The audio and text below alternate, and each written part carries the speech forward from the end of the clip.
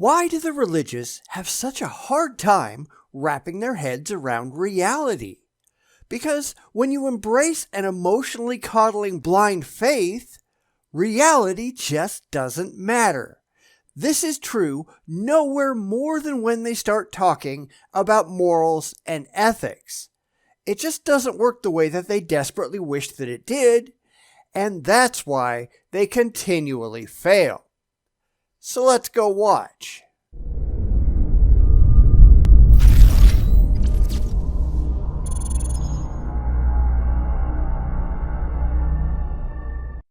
So here we go with a UK channel called godnewevidence, which seems to have nothing remotely resembling evidence, new or otherwise. But what else is new? This time, they decide to play games with Richard Dawkins, twisting his words and running it through their filter so that they can explain what he really meant, not what he actually said. Again, what else is new?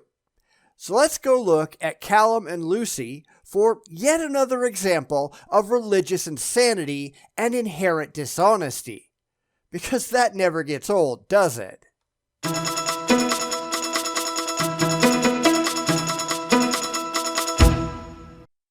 Well, it's beyond something. Beyond sanity, beyond rationality, beyond credibility, I don't know. But hey, I guess I could be wrong. So let's give them a chance. Please, Callum, Lucy, impress us. Hello, I'm Lucy. And I'm Callum. In one of his best-known comments, Richard Dawkins says this: The universe that we observe has precisely the properties we should expect if there is, at bottom, no design, no purpose, no evil and no good, nothing but pitiless indifference. And that's absolutely true.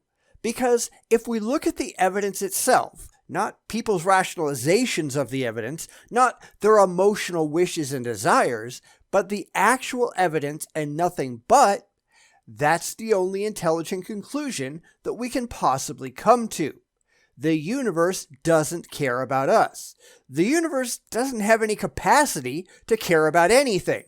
We're here, and we have to make the best of it. But the religious, they aren't comfortable just dealing with reality. They have to invent fanciful, magical men in the sky to make them feel better about a demonstrably indifferent reality.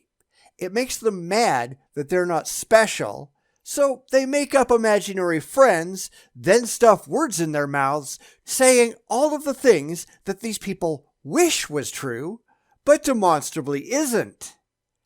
These people are just sad.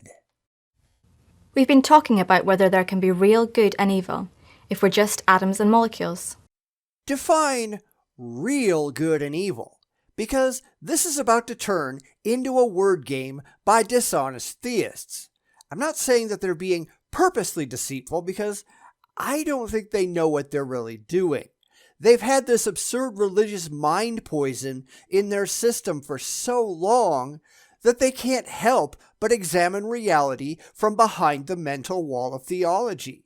They can't see anymore without the massive pair of religious goggles that they've been forced to wear for years. Everything gets run through that filter. And that's why what they say is so ridiculous. Dawkins is one of many atheists who say that there can't.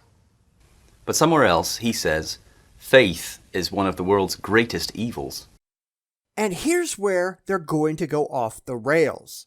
Just because Dawkins uses the same word in two different places, they apparently don't understand context. They don't know what nuance is. It's just, he's using a word in a way that we can twist it to make a point, so yeah. So you're just idiots. Get those glasses off of your head and think for yourself for once. But that doesn't happen, does it? This sounds like a claim that some things really are evil. No, it sounds like exactly what he said. Because you are talking about something entirely different, and you ought to understand that. You mean objective good and evil. He doesn't. You mean good and evil that everyone is beholden to, whether they agree or not. He isn't. Because you can only operate from a particular religious viewpoint. You are not capable of stepping back and examining reality as it actually is, not as you desperately wish that it was. Is religion evil? Well, I guess that's up to the individual to decide. I happen to agree with Dawkins that it is. You disagree, presumably.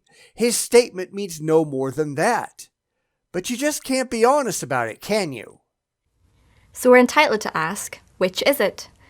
Is there no evil, no good, just pitiless indifference? Or are some things really evil? You can't have it both ways. You still haven't defined what really means in this context.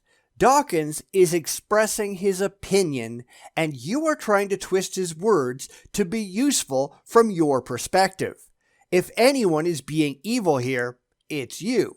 But you can't see it that way because you're so inured to your theology that your brain doesn't operate in rational or critical ways anymore.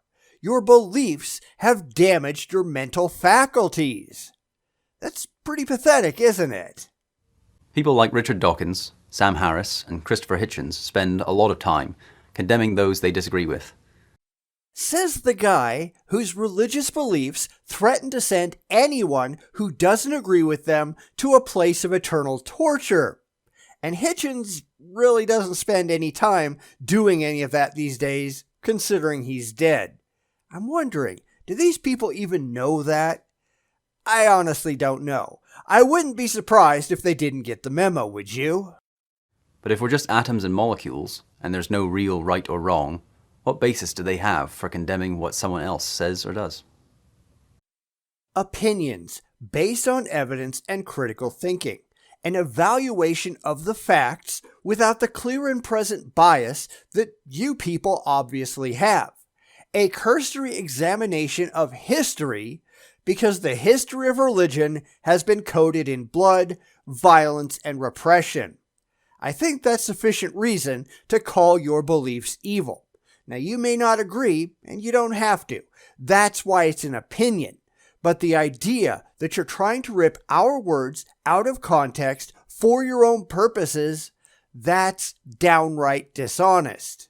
You ought to knock that off. Some of us may say that good and evil aren't real, but none of us can live consistently like that. Nobody says that good and evil aren't real.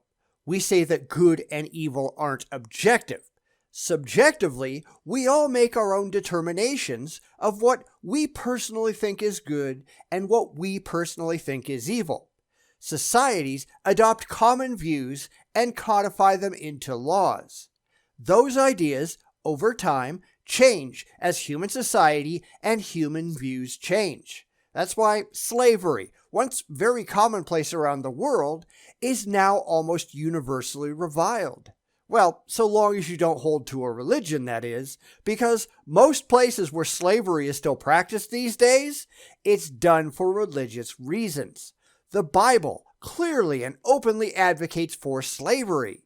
It's only because secular society dragged religion kicking and screaming into the modern era that the religious aren't still out there owning people. And there's a lot of them out there who still wish they could. Think about it. Every day, in countless different ways, all of us acknowledge that some things really are right and others really are wrong. Those are just weasel words. What do you mean by really are? Really are in what way? I acknowledge that some things are good and some things are evil because I have personally made those determinations for myself.